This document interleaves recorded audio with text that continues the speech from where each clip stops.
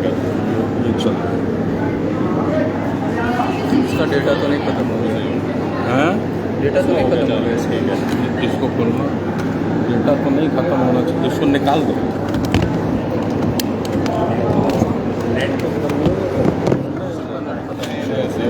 Net तो 2 दिन चल रहा है डिवाइस है।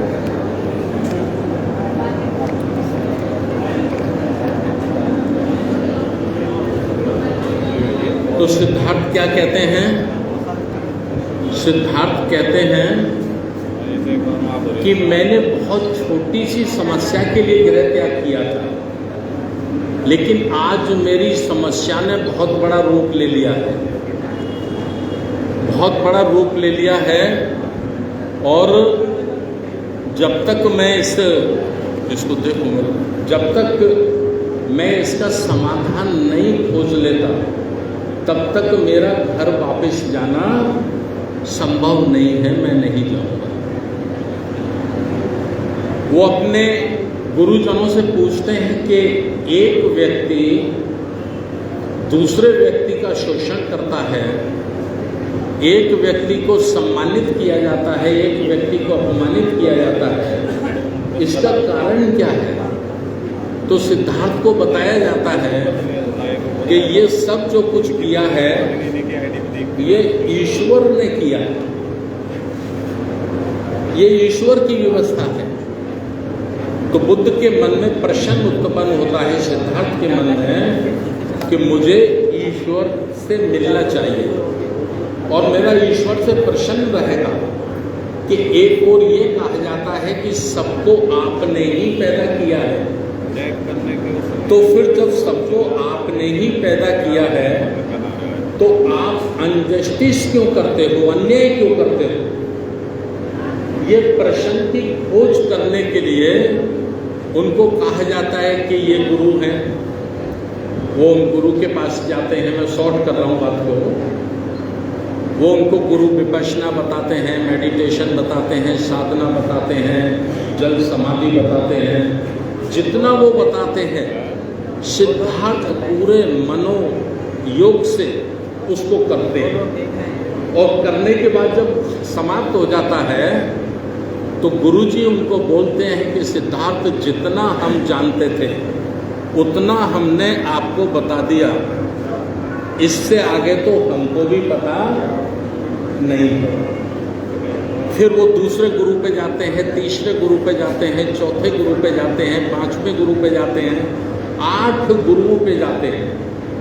अनंत 8वें गुरु भी जो सबसे बड़े थे वो भी खड़े हो जाते हैं कि सिद्धार्थ, जितना हम जानते थे हमने सब बता दिया, इससे ज़्यादा तो हमको भी पता नहीं है। फिर सिद्धार्थ निर्णय लेते हैं कि अब मुझे ही खोजना होगा।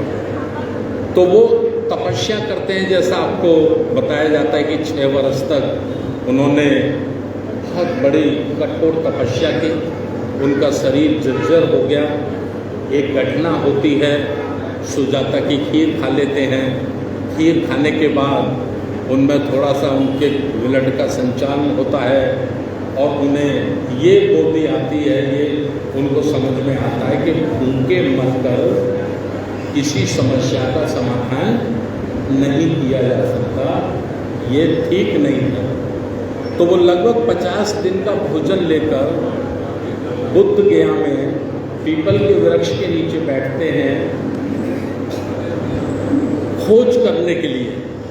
और आज से 2566 वर्ष पूर्व बैसाखी की पूर्णिमा को उनको बोधि प्राप्त होती है, ऐसा हमको बताया गया है, ऐसा हमें हमारे भिक्षु बताते हैं, ऐसा हमें हमारे धम्माचार्य बताते हैं, ऐसा इतिहासों में लिखा गया है कि उनको बोधि प्राप्त होती है।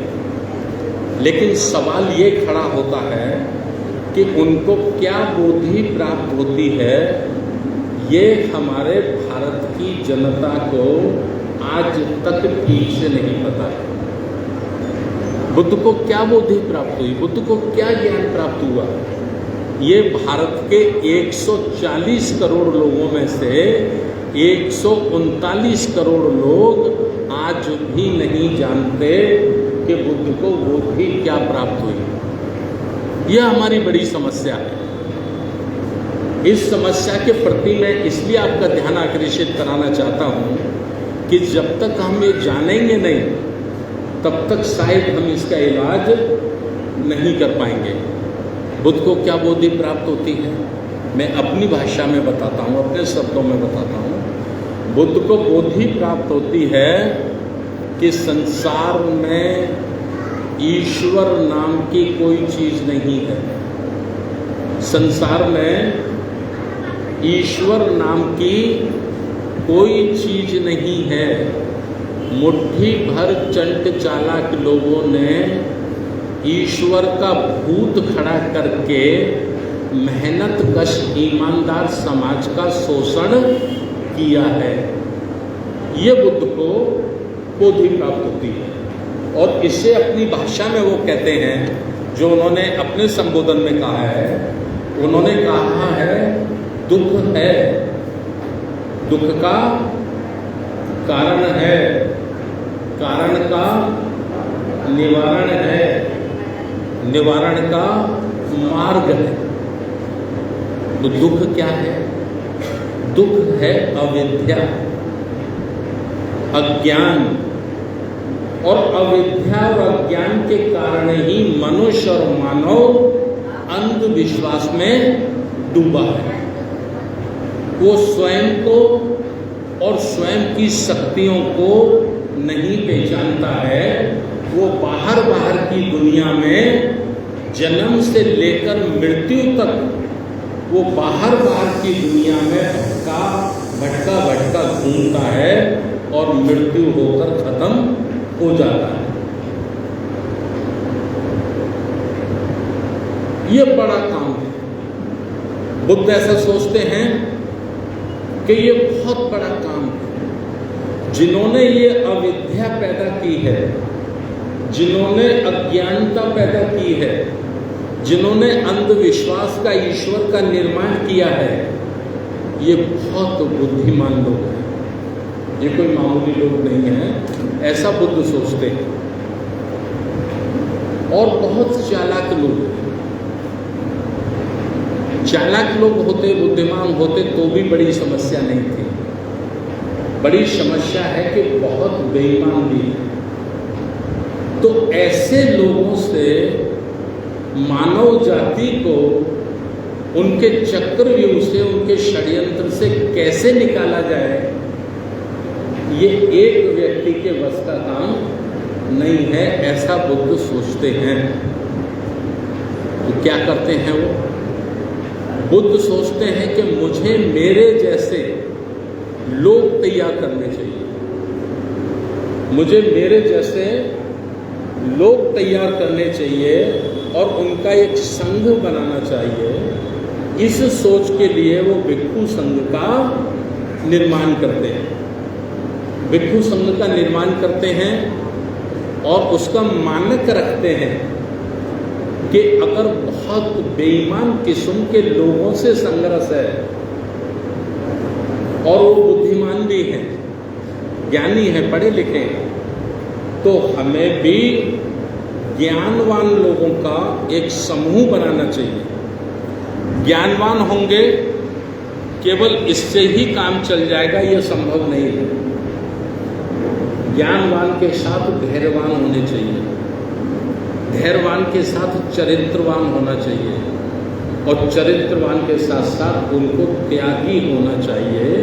वही लोग समाज का मार्गदर्शन कर सकते हैं।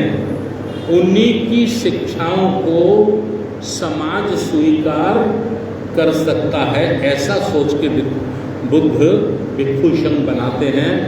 और 45 वर्ष 45 वर्ष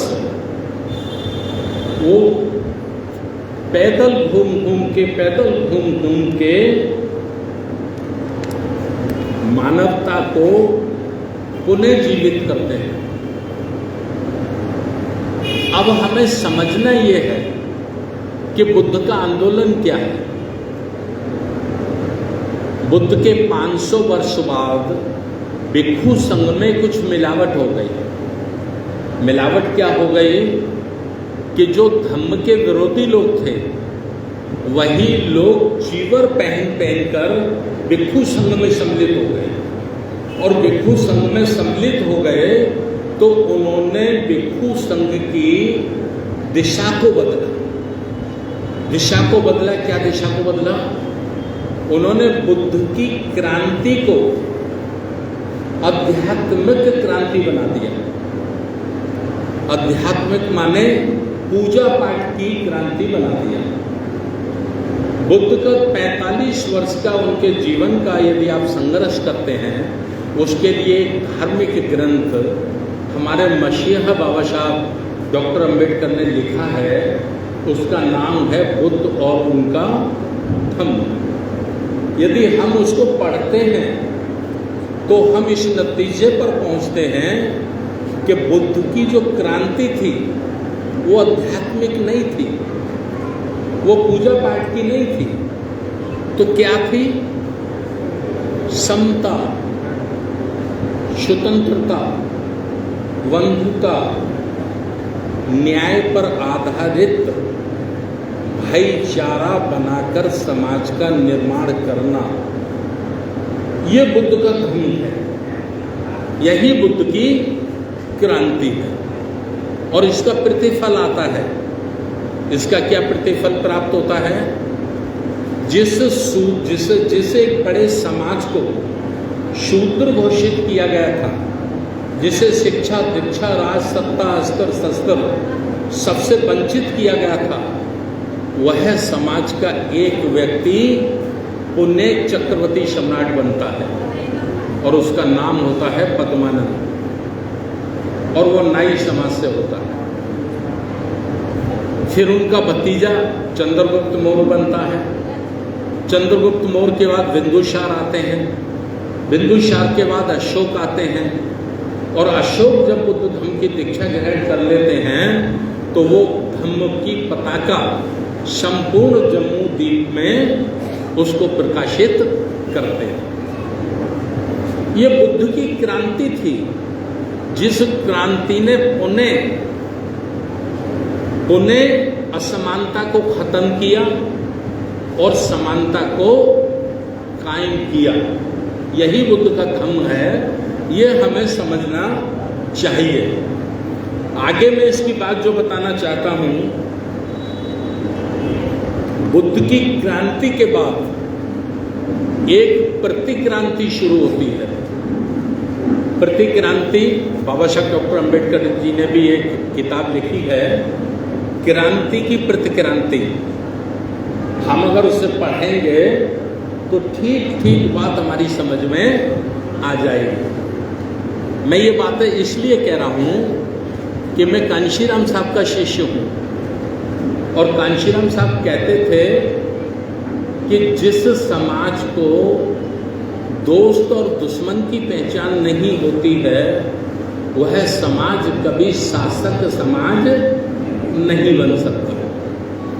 दोस्त और दुश्मन की पहचान किए बगैर हम कभी कामयाब आंदोलन नहीं चला सकते, ऐसा कांशीराम साहब कहते थे। आप लोगों ने भी सुना होगा।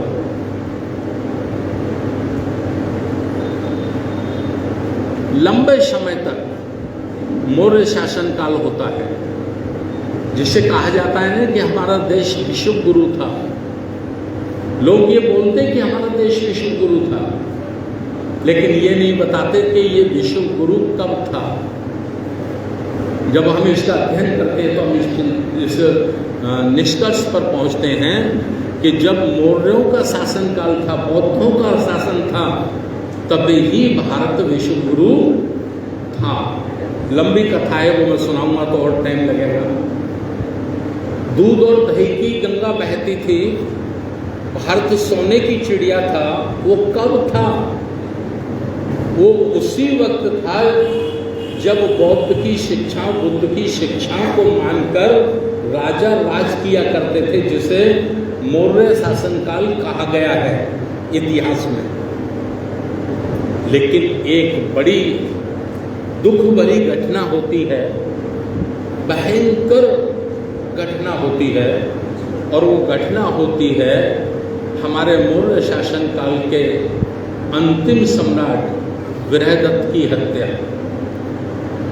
वीरदत्त की हत्या होती है और उनकी हत्या करता है उनका सेनापति, और सेनापति का नाम था पुष्यमित्र शुंग, और वो उसी जाति से था जिस जाति के लोग बुद्ध के धर्म को स्वीकार नहीं करते थे या पसंद नहीं करते थे।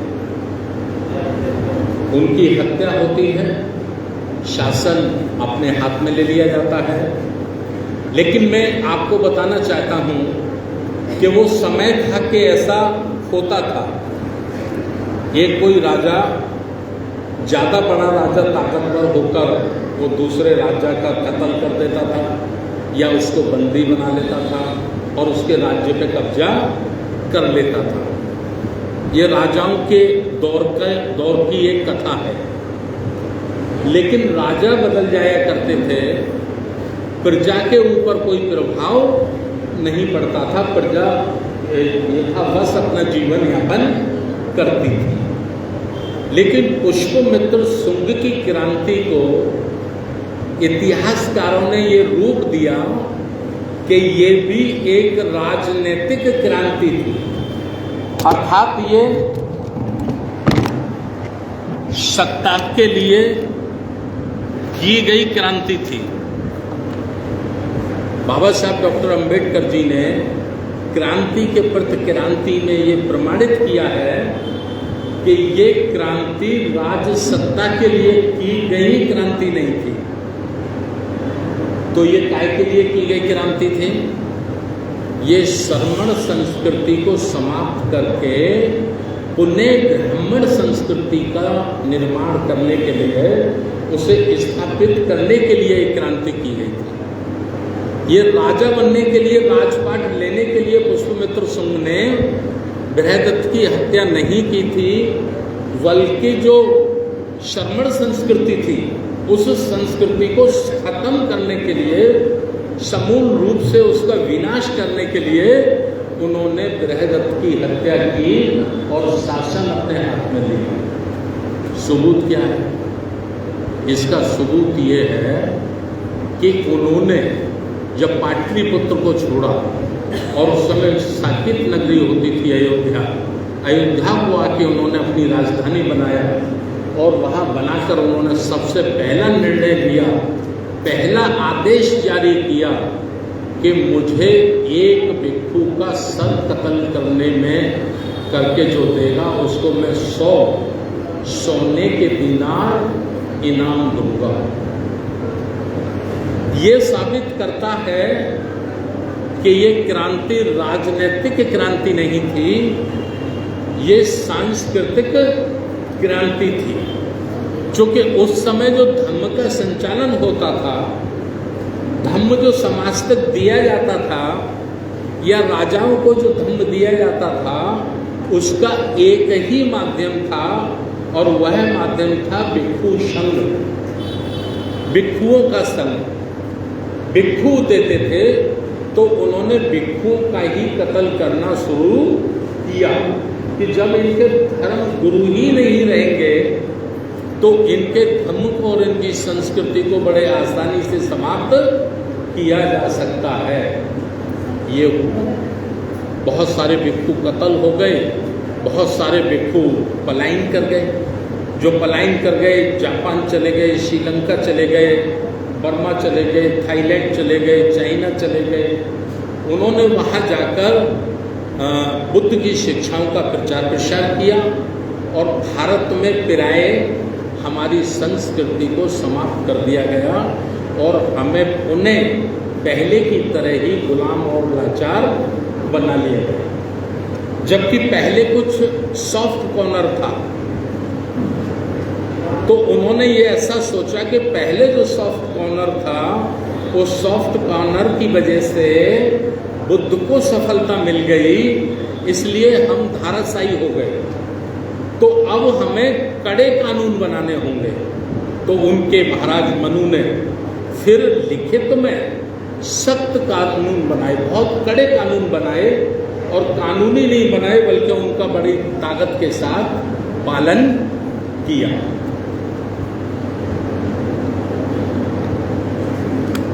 ये बातें मैं इसलिए कह रहा हूं कि हम बुद्ध से पहले समझें, उसके बाद हम बुद्ध की क्रांति को समझें, उनके धर्म को समझें, और उसके बाद हम वर्तमान को जानें। हम जब वर्तमान को जानेंगे तभी ही हम भविष्य का निर्माण कर सकते हैं। यदि हमें प्राचीन भूतकाल का बोध नहीं है, भविष्य का बोध नहीं है, वर्तमान का बोध नहीं है, तो हम भविष्य नहीं बना सकते। तो भविष्य बनाना है तो ये हमको जानना होगा। तो वर्तमान पे हम चर्चा करते हैं आज। वर्तमान पे हम चर्चा करते हैं, और वो मेरा चर्चा का विषय है कि आज भारत में मूल समस्या क्या है। मूल समस्या हमारी राजनीतिक लड़ाई है या सांस्कृतिक लड़ाई है। हमें ये अध्ययन और चिंतन करना होगा कि हमारी राजनीतिक लड़ाई है या सांस्कृतिक लड़ाई है। तो मैं इस नतीजे पर पहुंचा हूं कि आज हमारी जो लड़ाई है भारत में, ये दो संस्कृतियों के बीच का महायुद्ध है। दो संस्कृति, एक संस्कृति है जिसे ब्राह्मण संस्कृति कहा गया था, फिर उसको वैदिक संस्कृति कहा गया, फिर उसको सनातन संस्कृति कहा गया, फिर उसको मनु संस्कृति कहा गया, वर्तमान में उसको हिंदू संस्कृति कहा जाता है। समय समय पर उसके नाम बदलते रहे, क्योंकि वो जो चालाक आदमी है वो समय समय पर समीक्षा करता रहता है। जब ब्राह्मण संस्कृति के नाम से वो कामयाब था तो उसने ब्राह्मण संस्कृति के नाम से उसको प्रचारित किया। जब उसको लगा कि ये लंबे समय तक नहीं चल सकती तो उसने फिर उसको वैदिक संस्कृति का नाम देकर और सीधा ऊपर वाले से कनेक्शन कर दिया, क्योंकि नीचे वाले के सवाल पूछे जा सकते हैं, ऊपर वाले के सवाल नहीं पूछे जा सकते हैं। तो उन्होंने ऊपर वाले को इससे अटैच कर दिया। अब जब उनको लगा कि डेमोक्रेटिक सिस्टम है, लोकतांत्रिक सिस्टम है, वैदिक संस्कृति से काम नहीं चल सकता, तो अब उन्होंने उसका हिंदुइज्मकरण कर दिया है, जिससे इस देश के लोगों को बड़ी आसानी से गुमराह किया जा सके या उनको मूर्ख बनाया जा सके। तो दो संस्कृति है। एक संस्कृति है ब्राह्मण संस्कृति, जिसका संचालन करता है भारत में आज की तारीख में आरएसएस। आरएसएस उसका संचालन करता है। विडंबना यह है कि बुद्ध के समय ब्राह्मण तो था लेकिन संगठित नहीं था, बिखरा हुआ था, और बुद्ध ने संगठन बना के उस बिखरे हुए ब्राह्मण संस्कृति का उन्होंने खात्मा किया और श्रमण संस्कृति का उन्होंने निर्माण किया। श्रमण संस्कृति का अर्थ है मेहनत मजदूरी करके अपने जीवन का पालन पोषण करना, श्रम करके, लेबर करके, मेहनत करके। और ब्राह्मण संस्कृति का अर्थ है, उसकी परिभाषा है छल कपट धोखे से लोगों को लूटना, मूर्ख बनाना, डराना। जैसे डकैत बंदूक दिखा के लूटता है तो पुरोहित ईश्वर दिखा के लूटता है, दोनों डरा के ही तो लूटते हैं। वही एक बंदूक से डराता है, एक ईश्वर से डराता है। तो इस तरह से आज हमारे बीच में अब हमारी जो मुझे बीपी शुगर बहुत ज़्यादा है, डॉक्टर ने बहुत मना किया बोलने के लिए, तो मैं ज़्यादा समय नहीं लूँगा, अपनी बात को शॉर्ट करता हूँ।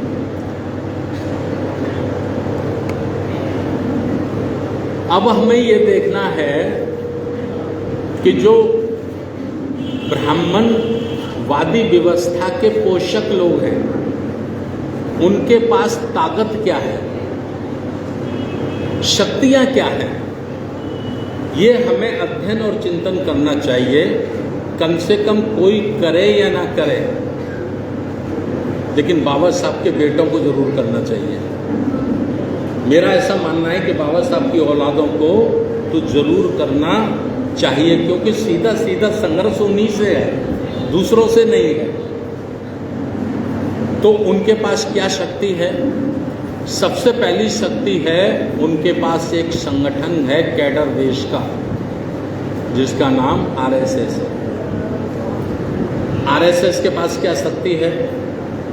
2 लाख ब्राह्मणों के लड़कों ने अविवाहित रहकर, कुंवारा रहकर, पुनः हिंदू राष्ट्र का निर्माण करने के लिए अपने आप को संघ को समर्पित कर दिया है। समझ रहे हैं आप लोग मेरी बात को? ये उनकी दूसरी शक्ति है। तीसरी शक्ति है, उनके पास 10 लाख फुल टाइमर प्रचारक हैं। पूरे देश में 10 लाख लोग उनके रातों दिन प्रचार प्रसार में लगे हैं। तीसरी शक्ति है, 50 लाख उन्होंने अपने एक्टिव मेंबर, सक्रिय सदस्य पूरे देश में बना रखे हैं। चौथी शक्ति है, भारत की समस्त ताकतों पर उन्हीं की विचारधारा का प्रचार करते हैं। 500 से ज़्यादा टेलीविज़न है उनके चैनल, 500 से अधिक उनके चैनल हैं। रातों दिन उन्हीं की विचारधारा का प्रचार प्रसार करते हैं। आपने देखा होगा, शाम को 8 बजे से कुछ सीरियल आते हैं, और वो सीरियल आने से पहले उस पर एक काले रंग की पट्टी आती है। मैंने कई बार चश्मा लगा लगा के कोशिश की उसको पढ़ लूं, लेकिन मैं आज तक नहीं पढ़ पाया। आप लोगों ने किसी ने पढ़ लिया हो तो धन्यवाद। उस पे क्या लिखा होता है? उस पे लिखा होता है कि ये सीरियल मनोरंजन के लिए बनाया गया है, ये काल्पनिक है, इसका सत्य घटनाओं से कोई लेना देना नहीं है। और जैसे ही वो काली पट्टी हटती है, वैसे ही कितने बड़े बड़े लोग आ जाते हैं इस पर, देखा होगा ना आपने। तो ये दिमाग में भरने वाली बातें हैं, दिमाग से हमको पैदल बनाने वाली, दिमाग से कमजोर बनाने वाली चीजें हैं, जो बड़ी देर ताकत से इस देश में काम कर रही है। एक सवाल खड़ा होता है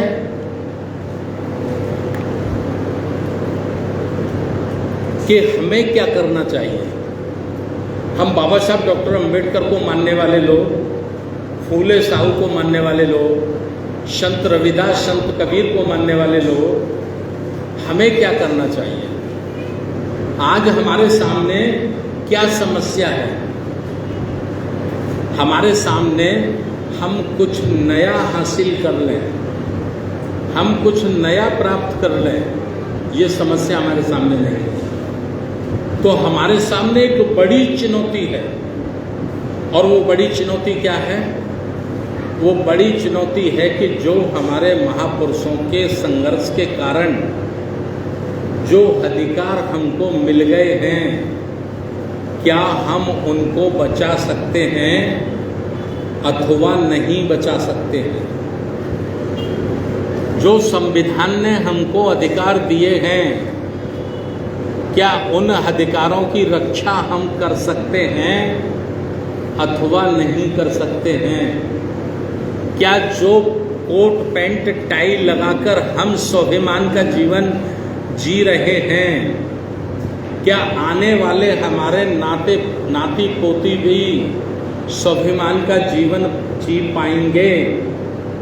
ये समस्या, ये सवाल हमारे सामने बहुत बड़ा है। कितने लोग हैं भारत में जो इस सवाल पे अध्ययन करते हैं?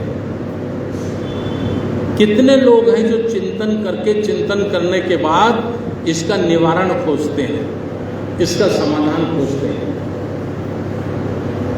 मेरी समझ में जीरो। हम जीरो। कुछ लोग हैं जो ऐसा सोचते हैं, कुछ लोग हैं जो आने वाली इन काली घटनाओं का एहसास महसूस करते हैं, लेकिन सब अपने अपने घर में करते हैं।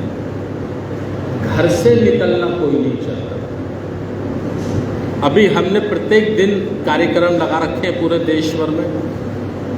मुझसे बहुत सारे लोग सवाल करते हैं, कहते हैं अरे भाई साहब इतनी गर्मी है, इतनी गर्मी है, इस गर्मी में मीटिंग करोगे आप? मैं कहता हूं हाँ मुझे मालूम है गर्मी है, मौसम ठीक नहीं है, लेकिन मैं उनसे एक सवाल पूछता हूं कि जितने दफ्तर